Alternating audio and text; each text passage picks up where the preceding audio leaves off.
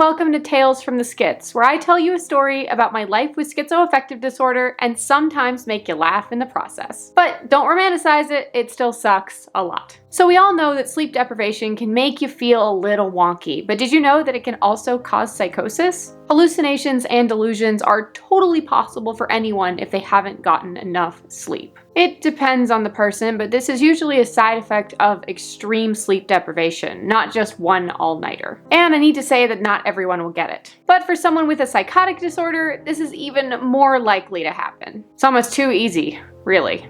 And that's where I come in. If you are new here, my name is Kit, and like I mentioned in the beginning of this video, I have something called schizoaffective disorder, which is a condition where someone experiences symptoms of schizophrenia, such as delusions and hallucinations, but also symptoms of a mood disorder, either major depression or, in my case, bipolar. And it's that last part that began the start of this story. So in the fall of 2018, I was having my first major manic episode. Not hypomanic, manic. Full-blown, life-ruining, destructively beautiful and bright mania. And as a result, I wasn't sleeping. Like, at all. And because of that, things got a little out of hand. Because the thing is, I normally hear voices. That's my main psychotic symptom. But at the time of this story, I was hearing voices constantly. But I heard them on the inside of my head, in the same space as an inner monologue or thoughts. And while I didn't know what I was experiencing was psychosis, what happened when I was sleep deprived definitely was. And I knew it too. I knew it immediately.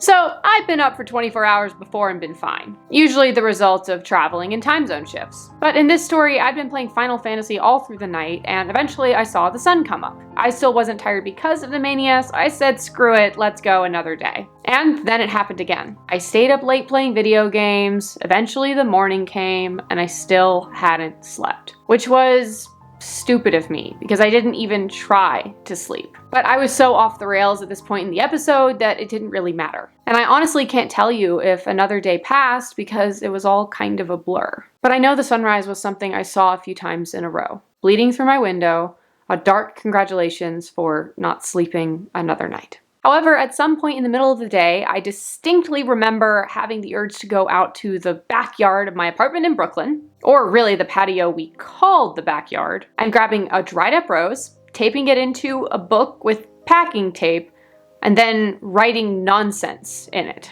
I wish I still had the book because I would 100% show it to you. But while I was writing, and I was writing madly at that, I suddenly heard a multitude of voices behind me. And this was happening externally. No longer was I hallucinating internally. No, it sounded like there were people in the room with me. And tons of them too. And I laughed because I knew it wasn't real. There was no way it was real. It didn't make sense, there were too many people, and my room was the size of a parking space. And the way it would go is like this. I would hear a bunch of them talk behind me. And a few would stand out as speaking specifically to me and almost interacting with me. I say almost because this was the first time that I hallucinated voices that were having a conversation that I wasn't a part of. I was used to being part of the dialogue, but they would be talking amongst themselves and I was just stuck listening. And the thing is, I still knew it wasn't real because I would tell them, I'm gonna turn around now. No one's gonna be there because none of you are real. And then I'd turn around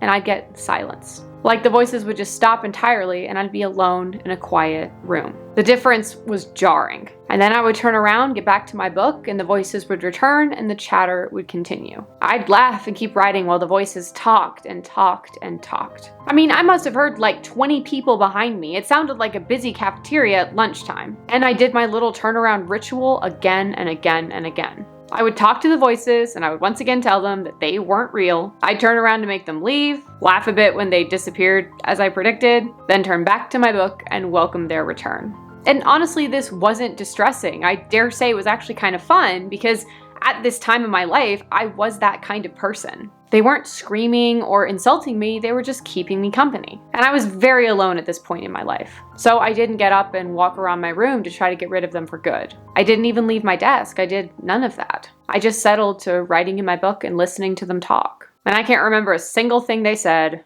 not a word. Eventually they did go away and I did get to sleep even if I don't remember how. And a bunch of that time is really hazy because I was full-blown manic with psychosis and hadn't slept in who knows how long. So it's a wonder I remember anything. But I do remember those odd voices, even if I don't remember what they said. And I learned through this experience to seriously prioritize sleep in episodes if I have enough of a brain to do so. Thankfully though, it hasn't happened again, so at least I'm doing something right. I also have antipsychotics now, which not only help keep the voices away, but also makes it easier to sleep at night. And that's my experience with sleep deprivation-induced psychosis from someone who has a psychotic disorder. And it's also the end of this Tales from the Skits. If any of you have experienced this, let me know in the comment section down below. And if you want more stories like this, check out the Tales from the Skits playlist right over here. But other than that, thank you so much for joining me and making the uncomfortable comfortable. I will see you in the next video. Bye bye.